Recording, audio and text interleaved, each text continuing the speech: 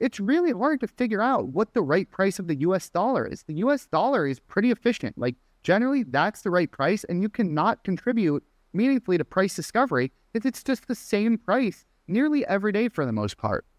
So I want to be finding the stuff like SpaceX.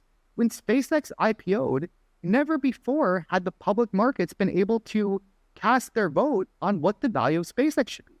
That's why it priced 135, opened at $1.50. It then rallied to 220 and has since reversed to 115. That stock offered a massive amount of price discovery. So if I'm a trader, I want to find all those places in markets where the market is trying to figure out what is the new right price for this. That's breaking news headlines. That's adjusting to offerings, mergers and acquisitions. That's arbitrages across countries. That's stocks that are allowing really big moves and emotions, or during even times of panic, during trade wars, during conflict in the Middle East. That is when traders are compensated for the most price discovery.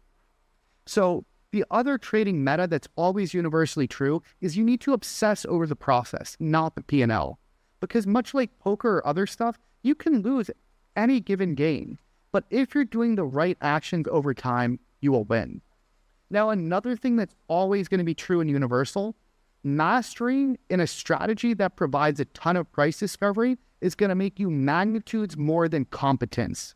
And so often in trading, you have this exponential path where whoever is the absolute best with the most capital is providing, is making 10x or 100x or 1,000x more than the lesser player. So you can be some incredible trader. If you only have $1, you're not going to make that much. So it's really how good you are and how the size of your bets correspond to that.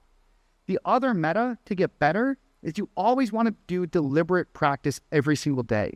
The traders that are doing the best, they're not strolling across the role-playing fields. They're not, seeing how many times can we kill the same NPC. They're not wasting their time. They are deliberately making sure that every day they're making progress on the most important skill to level up their character to beat that boss. So ultimately, your job is to explore, then you develop edge, then you gradually push the sizing, while never ever taking yourself out of the game. These are the universal principles of what traders do to make money. So now, a big question is, when does the meta or some of the market regimes change, and what do you do? So in video games, like I mentioned, there's times when a game will be patched or get an update. And all of a sudden, the prevailing strategy that people use is no longer as effective as it was. This is the perfect parallel in trading, which is that market regimes change.